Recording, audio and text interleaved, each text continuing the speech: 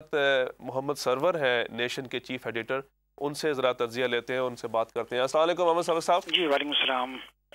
सबसे पहले आपसे एक क्वेश्चन मैं ये करूँगा कि कोalition गवर्नमेंट जो वजूद में आई है, जी आप इसको कैसे देखते हैं कि डे टू डे जो इनके रनिंग प्रोग्राम्स हैं, जी इसमें कोई आपको लगता है कि इट विल गो स्मूथ और they will be a bumpy road?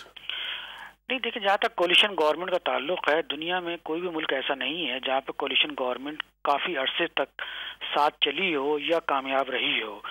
क्योंकि अल्टीमेटली उनके मंशूर एक दूसरे से मुख्तलिफ होते हैं, उनकी तरजीहात मुख्तलिफ होती हैं और उनकी इलेक्शन कैंपेन भी उसी मंशूर और उन्हीं तजादात पर मुबनी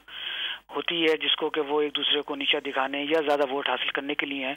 लेते हैं। लेकिन आपको याद होगा कि आप ही के प्रोग्राम में मैंने आपसे ये अर्ज़ किया था कि अगर कोलिशन गवर्नमेंट बनती है तो वो लिब डेम और कंजर्वेटिव पार्टी के दरमियान बनेगी, लेबर के साथ दोनों जमातों में से कोई भी शामिल नहीं होगा, क्योंकि इन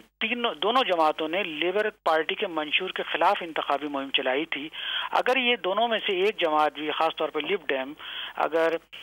लेबर पार्टी को सपोर्ट करती और उसके साथ गवर्नमेंट बनती तो फिर लिब डेम का हशर ख़राब हो जाता, क्योंकि फिर उनके तजाद उनका सामने खुल के आ जाता कि इंतखाबी मुहिम में तो आपने लेबर पार्टी की पॉलिसियों की मजम्मत की, उनकी मुखालफत की, लेकिन हुकूमत बनाने के लिए आप उनके साथ हो गए।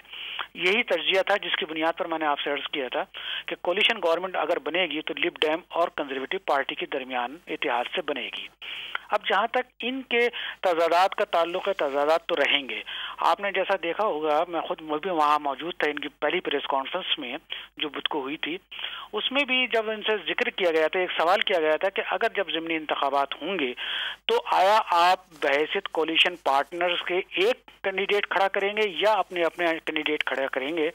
क्योंकि जाहिर है अगर वो अलहदा कैंडिडेट खड़े करेंगे तभी उनके नंबर की जो अरकान के पार्लियामेंट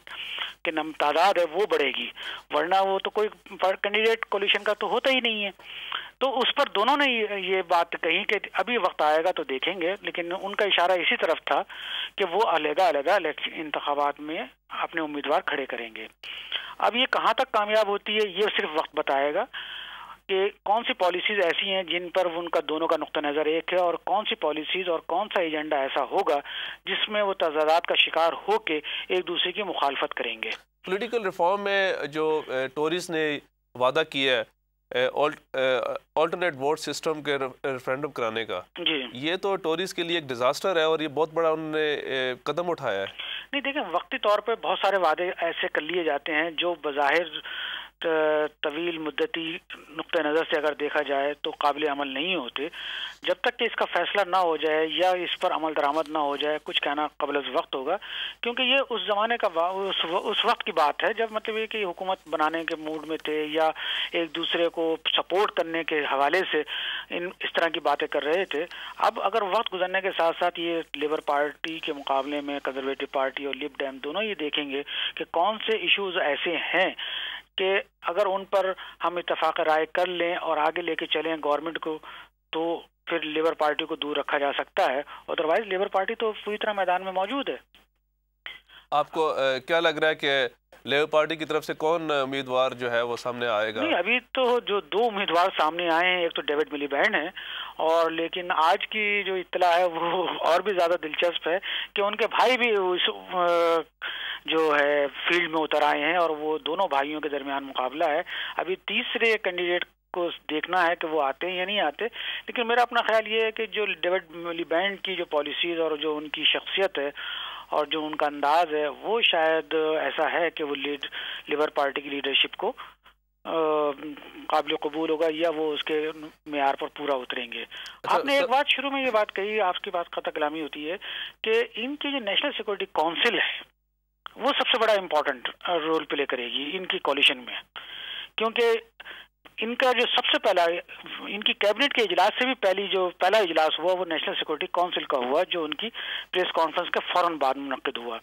और उसमें निक क्लेग और डेविड कैमरॉन भी शामिल थे और जो इनकी नेशनल सिक्योरिटी काउंसिल के मेंबर्स थे वो मौजूद थे। और उस पर जो सबसे पहला इनका एजेंडा آیا زیر غور وہ افغانستان تھا، اور اسی کے حوالے سے پاکستان بھی تھا کہ افغانستان کی جو صورتحال ہے اس کو کس طرح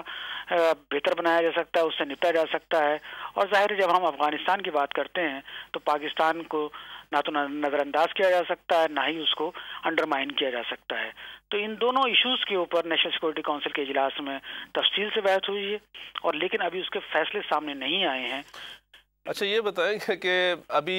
ولیم ہیگ وزٹ کر رہے ہیں امریکہ میں، جی جی، اور کہا یہ جا رہا ہے کہ ڈیوڈ کیمرون کی طرف سے بھی یہ بات آئی ہے کہ ہم سلیوش قسم کی فارن پالیسی اب نہیں رکھیں گے جو ٹونی بلیئر کے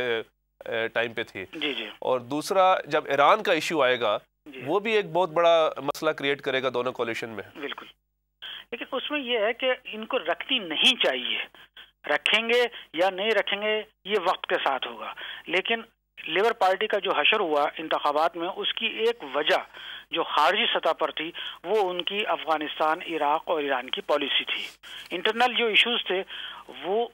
تو تینوں جماعتیں ان کو اپنے ایجنڈے پر لیے ہوئے تھے ان ایشوز کو، لیکن جو خارجی سطح پر ایشو تھا وہ یہ تھا کہ آیا یہ انڈیپینڈنٹ ملک کے طور پہ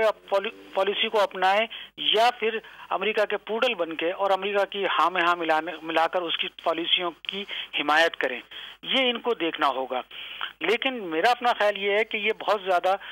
انحراف تو نہیں کریں گے امریکی پالیسی سے، لیکن کنزرویٹو پارٹی کو اور لب ڈیم کو اپنا فیس بچانے کے لیے یقینی طور پہ ایسی پالیسیز کو اپنانا چاہیے جس سے کہ برطانیہ کی جو امپارشلٹی ہے، جو انڈیپینڈنس ہے، جو سوورینٹی ہے وہ متاثر نہ ہو. بہت بہت شکریہ.